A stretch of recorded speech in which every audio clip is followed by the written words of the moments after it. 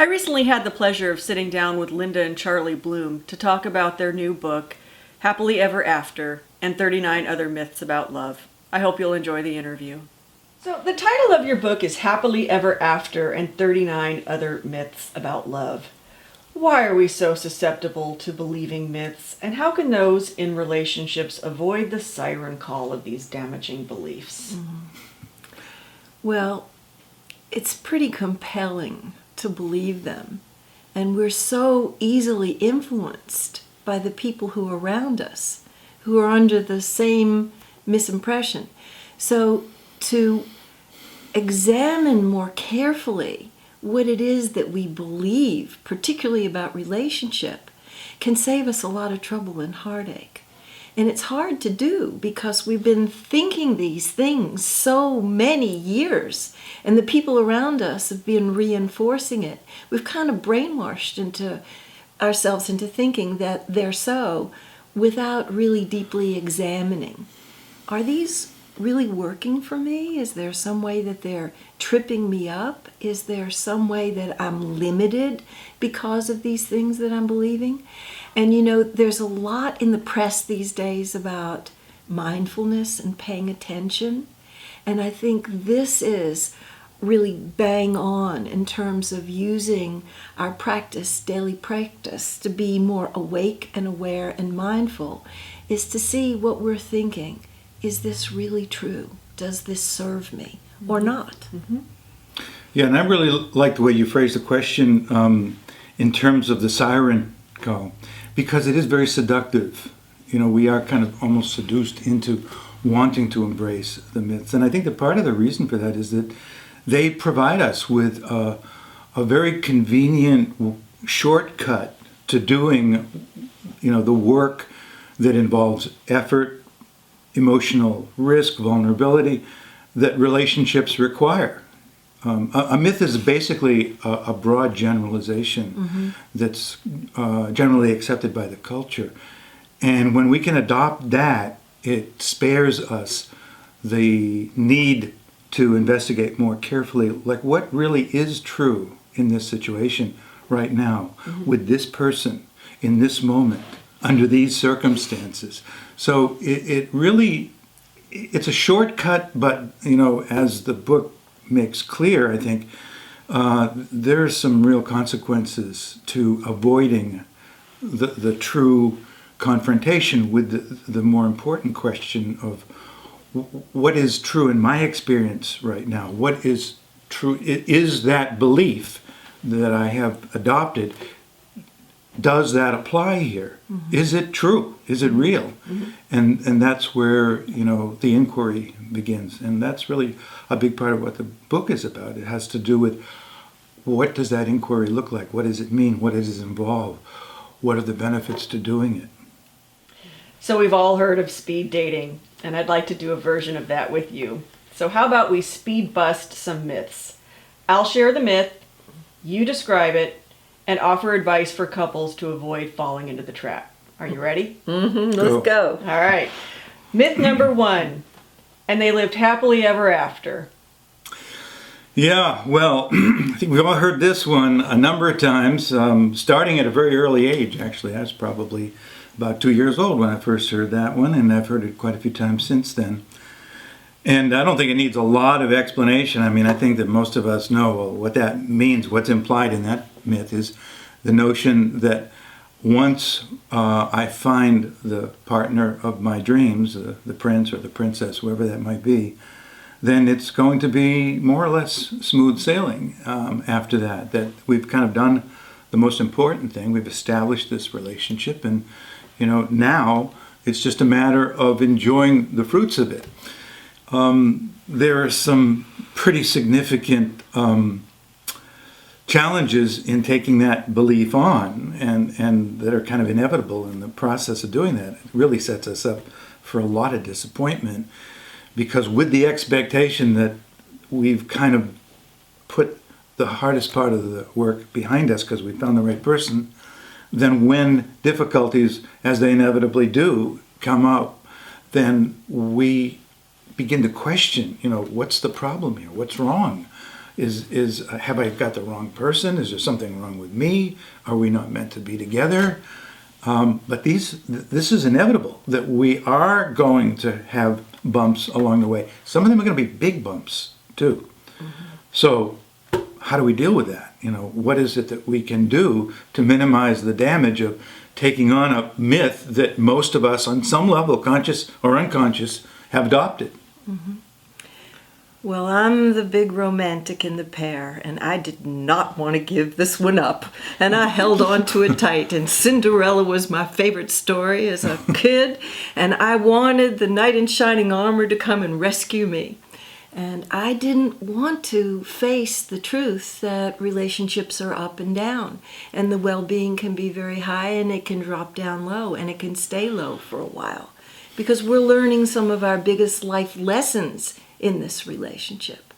And it challenged me to step up to a higher level of responsibility and really to mature, to grow out of my little princess wanting to be rescued and really stand toe to toe with him, to negotiate about issues, and to learn how to draw boundaries, and to be willing to stand in the fire of some uncomfortable feelings of disappointment, anger, resentment. And all those feelings that princesses are not supposed to have. Oh man, it was a difficult time giving this one up, because I loved those happily ever after stories. And one of the things that I came to understand is there was a big part of me that really did want to stand on my own 2 feet and didn't want to be a damsel in distress that would be rescued, that I wanted to be hero, not rescued. But it was touch and go there for a while till I would give it up. Now when we teach our classes, we teach relationship classes, one of the things that I always try to convey to the students in the class is, instead of looking for your partner of your dreams, become the partner of your dreams, because it takes the power back to ourselves, that we have so much potential and capacity to affect the well-being of the relationship if we can get out of the myth that somebody else is supposed to bring it to us on a platter. All right. Myth number 18. If you really loved me, I wouldn't need to ask. Oh boy. I know what it's like to be on the receiving end of this myth. This hasn't been a major one for me, but I've been on the receiving end of it when Linda brought that to me. And we have had the experience of getting, in the past, again, into a lot of difficulties because of her expectation that, when you love somebody, they know what you're feeling, they know what you're needing, they know what you're wanting, and they're going to provide it. And if they don't, then the only conclusion to make is that, I guess, you don't really love me. So being on the receiving end of it, I would often feel judged and accused, and feel like now I've got to come up with some evidence that, no, you're wrong, I really do love you. And so we had quite a few go-rounds with that one. And, in doing the work we've done with other couples, we found that this is a very popular myth that a lot of people do have. I mean, it is easy to absorb that notion that when somebody really loves you, they can almost read your mind. And not only can they know what it is that you're needing, but they will provide it. So I'm happy to say that we have been able to move through that. You want to say a little bit about Hallelujah. what the work was that you were able to do? It was a lot of suffering while I was waiting for him to guess, and while I was just leaving little subtle hints, but he wouldn't pick up on them. I'm kind of slow about some things. And it was a journey to get to the point where I could be bold and direct and courageous and risk asking for what I really wanted. And I'll admit that I had a lot of expectations, some of which may have been a bit awesome, a little out of proportion. And I came to understand, and this is the bust part, I came to understand that I was afraid to get vulnerable and ask for what I wanted for fear of getting rejected. And so I would try to be patient and hope that he would figure it out and love me in the way I wanted to. I like a lot of touch. I like a lot of hugs. I like a lot of words of affirmation and acts of service. I really thrive on having a lot of behavioral and verbal assurances. And he was just operating under no news is good news, if she's not complaining, I guess everything's fine, and he wasn't paying attention, and I was really sort of shriveling on the vine. When I finally was able to see that this myth was causing me tremendous suffering and was causing tension between the two of us, I realized that I had to rise up to a higher level of being assertive and get my courage together and realize that I wouldn't die if he said no. And more often than not, he said yes and reinforced, thanking me, letting me know, I appreciate you telling me the ways in which you need to be reassured if you have doubt. I appreciate your telling me how you want to be loved specifically, because I do love you and I don't want you to live in doubt and fear that I don't. So it's been a powerful learning experience. It was a real turnaround in our relationship when things got more honest and open. He doesn't need as much reassurance as I do. Mm-hmm. But when I started to get it, I started to thrive, and then I didn't have that fear anymore. He doesn't love me, or he doesn't love me very much, or he doesn't love me as much as I love him. Those things that plagued me for a while. Mm-hmm. And myth 31, people don't change. I had somebody say that to me yesterday. It's a prevalent view. I find it so sad when I hear it that people don't have vision to see the awesome possibilities that are available to each individual and to each couple. And we do not have to be determined by our past. We do not have to be determined by a poor track record if we've had difficulty in relationship. We don't have to be clones of our parents if they had rough relationships. Maybe we didn't get off to a good start. But that doesn't mean that we can't change. We can use the things from prior adult relationships that didn't work and from our family of origin didn't work to be our most powerful lessons about what will be skillful choices going forward. And I feel like there's so much disillusionment and despair and bitterness, when people are attached to that particular myth. And they'll get to be right about that. Mm-hmm. That will become a self-fulfilling prophecy. Yeah. Because they won't be thinking in terms of possibilities. They won't be thinking in terms of personal growth and development. They'll be thinking in terms of limitation, that you have to settle for less than is really available in life. Mm-hmm. Yeah.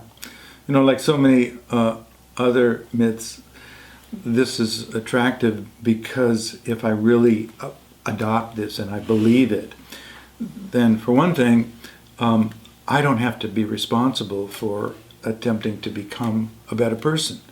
And what I mean by that is that I don't necessarily have to change my personality. Certain things in me are not going to change. I have certain predispositions, we all do, that are more or less fixed.